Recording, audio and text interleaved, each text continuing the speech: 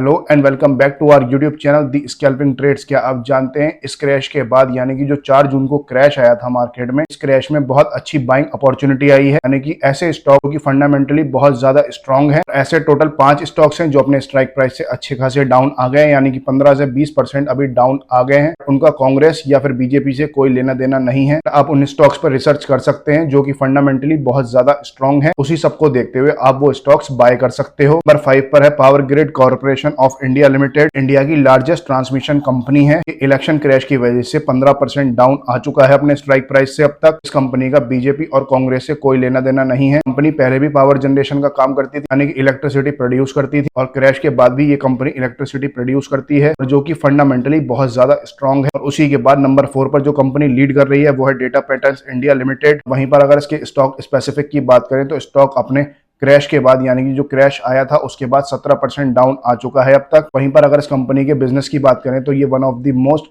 Fastest defence manufacturing की company है। Company ने एक साल के अंदर 47% की कंपाउंडेड प्रॉफिट ग्रोथ दिखाई है। बाद नंबर 3 पर जो कंपनी लीड कर रही है वो है एसबीआई बैंक, यानी कि ये अपने ऑल टाइम हाई से 17% ये भी स्टॉक डाउन आ चुका है। यानी कि सरकार किसी की भी हो, एसबीआई जैसा बड़ा बैंक कभी भी फेल नहीं होगा, यानी कि कभी भी किसी भी सूरत में नहीं डूबेगा। इनके प्रॉफिट्स तो आते ही रहेंगे। के बाद नंबर 2 पर जो कंपनी लीड कर रही है वो है ब्लू स्टार, यानी कि जैसा कि आपने देखा ही होगा इंडिया के अंदर इतनी ज्यादा गर्मी पड़ रही है, यानी कि कई स्टेट्स में 53-54 टेम्परेचर तक चला गया है अब तक। तो देखते हुए ब्लू स्टार की सेल भी ग्रोथ पकड़ रही है, यानी कि बहुत ज्यादा सेल हो रही है एसी की। वहीं पर अगर इसके स्टॉक स्पेसिफिक की बात करें तो स्टॉक अपने ऑल टाइम हाई से 6% डाउन आ चुका है अब तक, यानी कि क्रैश के बाद ये भी 6% डाउन आ गया है अभी। को देखते हुए इसमें बहुत अच्छी बाइंग अपॉर्चुनिटी हो सकती है। ये बाद नंबर 1 पर जो कंपनी लीड कर रही है वो है LIC housing finance limited. Share भी पिछले 6 महीने में लगातार भागा जा रहा है, यानी कि अच्छे रिटर्न बनाकर दे रहा है अब तक। कंपनी ने एक साल के अंदर 65% की कंपाउंडेड प्रॉफिट ग्रोथ दिखाई है। और वहीं पर इलेक्शन की वजह से ये शेयर भी नहीं बच पाया, यानी कि इसमें भी 10% का करेक्शन आपको देखने को मिला होगा। ये सारे शेयर थे जो आपको डिस्काउंटेड प्राइस पर अभी मिल रहे हैं, यानी कि 10 से 15% ये शेयर टूट चुके हैं अब तक, जिनके फंडामेंटल्स बहुत ज्यादा स्ट्रॉन्ग। आई होप आपकी सब कुछ समझ में आ गया होगा। इससे पहले एक डिस्क्लेमर भी सुन लीजिए, this is not a buy and sell recommendation, so before investing in these shares please do your own research and analysis। Video अच्छा लगा हो तो वीडियो को लाइक करें, चैनल पे पहली बार आए हैं तो चैनल को सब्सक्राइब करें। जब तक के लिए देखते रहिए हमारा YouTube channel the scalping trades.